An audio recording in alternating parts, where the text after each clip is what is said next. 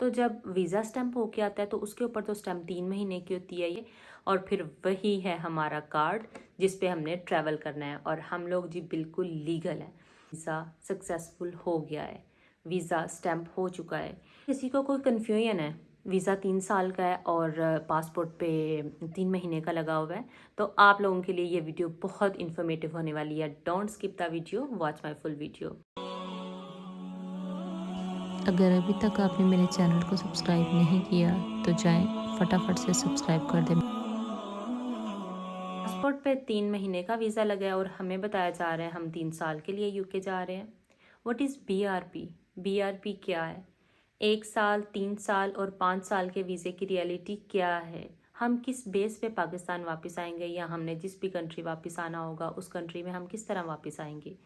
क्या 3 साल या 5 साल के वीज़े में हम ट्रैवल कर सकते हैं?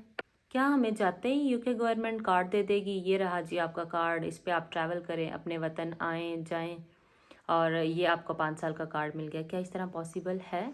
क्या हमारा पासपोर्ट देख के एयरपोर्ट पे हमें रोकेंगे तो नहीं, हमसे कोई सवालात तो नहीं शुरू कर देंगे?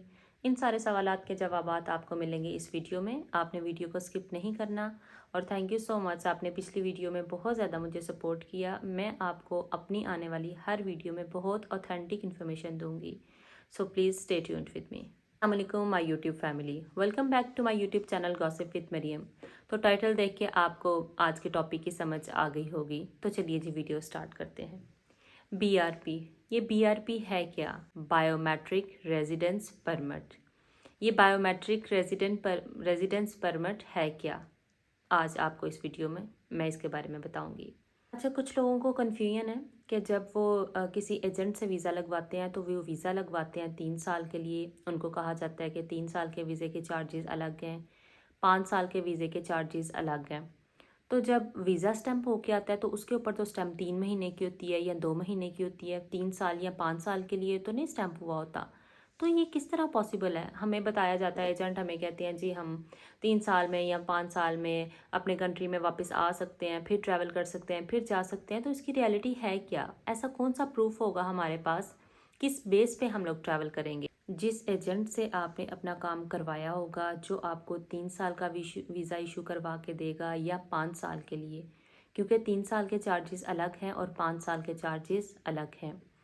तो वहाँ पे जब उनको ईमेल रिसीव होगी कि जी आपका वीज़ा सक्सेसफुल हो गया है, वीज़ा स्टैम्प हो चुका है, तो क्या होता है, नेक्स्ट डे या सेम डे ही कुछ टाइम के बाद एक और ईमेल रिसीव हो जाती है जिस पे उस कैंडिडेट का BRP नंबर होता है।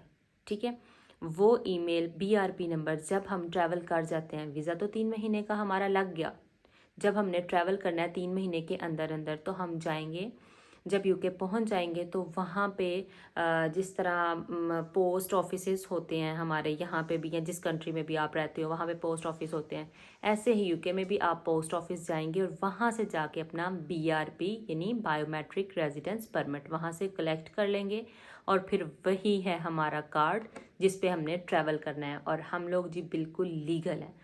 ठीक है, अब यूके गवर्नमेंट ने हमें परमिशन दे दी है कि हम 3 साल के लिए उनकी कंट्री में रहें या 5 साल के लिए।